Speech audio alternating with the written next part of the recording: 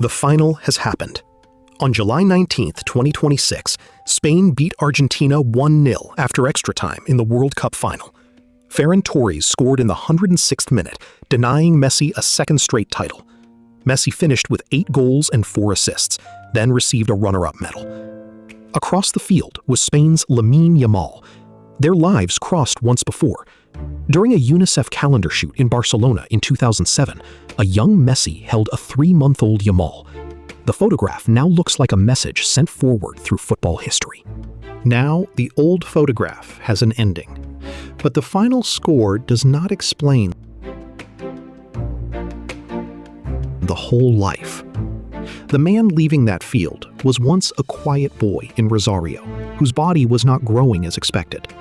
Before his 14th birthday, he crossed an ocean for treatment and football. He became the center of Barcelona's greatest era, then spent years hearing that none of it would be complete until he won for Argentina. His story already holds exile, records, collapse, tears, redemption, and one last defeat. No result can erase the road. So we begin before the world knew his name. Lionel Andres Messi was born in Rosario on June 24, 1987, the third child of Jorge Messi and Celia Cuccittini. His first football world was Grandoli, where his grandmother Celia urged a coach to put the tiny boy into a game. After she died, his goal celebration would point toward the sky. At Newell's Old Boys, the Argentine Federation records 234 goals in 176 youth matches between 1994 and 1999. Period totals vary, but nobody nearby doubted what they were seeing. Talent did not solve the family's larger problem. Doctors detected a growth hormone deficiency, and treatment was expensive. A trial connected with River Plate did not become a transfer. Later versions simplify that episode, while Federation records describe registration complications. Then word crossed the Atlantic. Barcelona invited him to Spain. On September 17, 2000, 13-year-old Messi arrived carrying a possibility, not a promise. He stood about 1.37 meters. Barcelona agreed to cover his treatment, but first he had to prove that a player so small could survive elite football. The answer appeared when he touched the ball. Leaving Rosario was the price. His family divided its life between countries.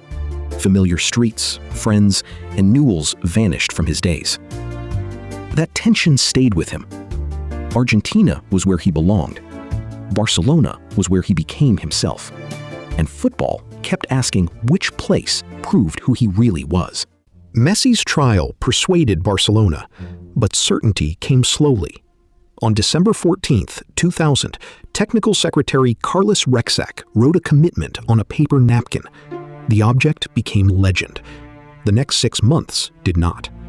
Transfer delays kept Messi from official competition while he trained and waited. Once registered, he climbed quickly. At 16, he appeared in a first-team friendly against Porto. On October 16, 2004, he made his competitive debut against Espanyol. His first senior goal arrived the following year. Ronaldinho lifted the ball over the defense, Messi lifted it over the goalkeeper, and the older star carried him on his back. Then Argentina entered the story. Messi was developing in Spain, and his birthplace barely knew him. His father sent a VHS across the Atlantic. FIFA's account describes officials searching Rosario telephone listings and misspelling his name on an early fax. Spain showed interest, but Messi wanted Argentina. At the 2005 Under-20 World Cup, he scored 6 goals and won both the Golden Ball and Golden Boot. His senior debut 2 months later was stranger. He entered against Hungary and was sent off in under a minute. Football offered another beginning. At the 2006 World Cup, aged 18, he made a goal and an assist against Serbia and Montenegro. At the 2008 Beijing Olympics, he supplied Angel Di Maria's winning goal as Argentina took gold. The shy academy player now had a youth world title and Olympic medal. A tactical decision was about to make him the center of the senior game. Under Frank Rijkaard, Messi grew as a right-sided attacker. Receive wide, accelerate inside, turn defenders toward their own goal. Pep Guardiola saw another possibility. What if the smallest forward occupied the most crowded space? In 2009, Guardiola used Messi as a false nine, drawing center-backs out and opening lanes around him. During a 6-2 victory at Real Madrid, the plan became clear. The whole game now bent toward Messi. Barcelona won La Liga, the Copa del Rey, and the Champions League. In the European final against Manchester United, Messi scored with a looping header. Cristiano Ronaldo stood on the other side in their only meeting in a Champions League final. Barcelona added 3 more trophies, completing a historic sextuple. Messi scored the Club World Cup winner with his chest. Could that level last? For a while, it did. At Wembley in 2011, Barcelona beat Manchester United 3-1. Messi scored and finished that Champions League season with 12 goals. He was finisher, dribbler, decoy, and increasingly the player who decided where attacks began. He won 4 consecutive Ballons d'Or from 2009 through 2012. Then came a number that still feels invented: 91 goals in the calendar year 2012, 79 for Barcelona and 12 for Argentina. Numbers described the output, not the sensation. The lowered shoulder, short steps, and defenders leaning toward a move that had already happened. Messi changed as Barcelona changed. Under Luis Enrique, he returned to the right, with Luis Suarez through the center and Neymar on the left. In 2015, Barcelona won another treble. The 3 forwards scored 137 of the club's 180 goals that calendar year. Alongside that dominance ran the rivalry with Cristiano Ronaldo. Their races and awards offered 2 models of greatness. Messi called it sporting, not personal. Ronaldo's power and movement met Messi's close control and passing. Each made extraordinary standards feel routine. But dominance is fragile. Roma overturned a 4-1 deficit in 2018. Liverpool recovered from 3-0 down in 2019. Bayern Munich won 8-2 in 2020. Together, those defeats exposed a team whose aura had outlived its balance. There was also a serious matter away from football. Spain's Supreme Court upheld Messi's conviction for 3 tax offenses involving image rights income from 2007 to 2009. The ruling maintained a 21-month sentence and a fine above €2 million. The prison term was later replaced by an additional fine, so he did not serve time. The facts deserve neither disguise nor exaggeration. In 2021, Barcelona and Messi intended to continue, but the club said La Liga's financial rules made registration impossible. He left with 672 official goals and 35 team trophies, including 10 league titles, 7 Copas del Rey, and 4 Champions League winning campaigns. He appeared in 3 winning European finals. At his farewell, he wept. The boy who crossed an ocean for a chance was leaving the only senior club he had known. Even the deepest football home could disappear. For years, Messi's Argentina story seemed to run backward. The better he became for Barcelona, the heavier every disappointment in blue and white felt. He was measured against Maradona, 1986, and the impossible idea that one player should control a national team's chaos. At the 2014 World Cup, Argentina reached the final. Messi had 4 goals and 1 assist, but Germany won 1-0 after extra time. He received the golden ball, then walked past the World Cup trophy to collect it. Achievement and absence occupied the same frame. Argentina lost the 2015 Copa America final to Chile on penalties. In 2016, Chile beat them in another final shootout. Messi missed his penalty. After a 4th senior final defeat, he announced that his international career was over. And then, he returned. Messi said he loved his country and the shirt. He came back without missing an official match. But redemption waited. The 2018 World Cup ended with a disjointed 4-3 loss to France. Under Lionel Scaloni, Argentina became a younger, tighter group with clear roles. Messi remained the center, but no longer looked isolated. In the 2021 Copa America final, Argentina faced Brazil at the Maracanã. Di Maria scored the only goal. At the whistle, teammates lifted Messi into the air.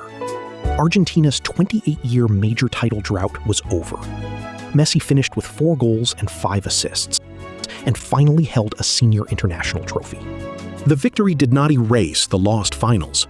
It changed what they meant. They became the distance traveled before the story worked. Paris Saint-Germain signed Messi in August 2021. The setting looked familiar. Stars, pressure, Champions League ambition, but the emotional landscape was not. He was learning a new league at 34 after a move his family never expected. 2 seasons brought 74 appearances, 32 goals, 35 assists, 2 Ligue 1 titles, and a Trophée des Champions. Yet PSG did not win the Champions League. Calling the period a failure ignores its production. Pretending it matched Barcelona ignores the European objective. Paris became a corridor to the tournament that defined his unfinished business. Argentina beat Italy 3-0 in the 2022 Finalissima, with Messi named player of the match. Then Argentina opened the World Cup by losing to Saudi Arabia. The old fear returned. One game could still swallow everything. Instead, Argentina rebuilt. Messi became the first player to score in the group stage and every knockout round of one World Cup. In the final, he scored twice. France forced a 3-3 draw after extra time. Argentina won the shootout 4-2. Messi finished with 7 goals, 3 assists, and a second World Cup Golden Ball. Then he lifted the trophy. As Antonella and their sons celebrated in the stands. At 35, the old argument lost its power. He had not become more Argentine that night. The result finally caught up with a commitment that had always been there. When Messi joined Inter Miami in July 2023, the move looked like an epilogue. 7 matches later, he had 10 goals, 2 individual tournament awards, and the League's Cup, the young club's first trophy. The retirement tour theory did not survive. In the 2024 regular season, Messi produced 20 goals and 16 assists in 19 matches. Miami won the Supporters' Shield with a league record 74 points, and Messi was league MVP. Then, Atlanta eliminated them in the first playoff round. This was no simple victory lap. That summer, Argentina beat Colombia 1-0 after extra time to win another Copa America. Messi left the final in the 66th minute with an ankle injury. Cameras found him crying before Lautaro Martinez scored. The team completed the job after its captain could no longer help. In 2025, Messi scored 29 goals in 28 MLS matches and led the league with 19 assists. He won the Golden Boot and became its first consecutive MVP. Then, Miami beat Vancouver 3-1 to win its first MLS Cup. Messi supplied 2 assists, was named the final's most valuable player, and collected his 47th team trophy. The football remained specific: receive, pause, draw defenders, release the runner. Miami was where Messi slowed the game enough to reveal everything he had learned. In October 2025, he extended his contract through 2028. Retirement would wait. On March 18, 2026, Messi scored the 900th senior goal of his career. He reached 100 Inter Miami appearances with club record totals of 86 goals and 55 assists. He became the fastest player to reach 100 MLS regular season goal contributions, doing it in 64 matches. In June, he received the Princess of Asturias Award for Sports, the first individual footballer honored. His foundation has supported children's health and education since 2007, and he has served as a UNICEF Goodwill Ambassador since 2010. His childhood treatment helped shape that work. Then came one more World Cup. Messi opened the 2026 tournament with a hat-trick against Algeria. By the final, he had 8 goals in this World Cup and 21 across his career. 2 assists in Argentina's comeback against England took his World Cup total to 12. His Argentina record stood at 207 appearances and 125 goals. What remains to prove after 8 Ballon d'Ors, 6 European Golden Shoes, a World Cup, 2 Copas America, and more than 900 goals? Perhaps nothing remained to prove. This final needed no new verdict. He still wanted the ball. On July 19th, Argentina met Spain. 90 minutes ended without a goal. The final went to extra time. In the 106th minute, Ferran Torres scored. Spain won 1-0. Messi's second straight title vanished at the final step.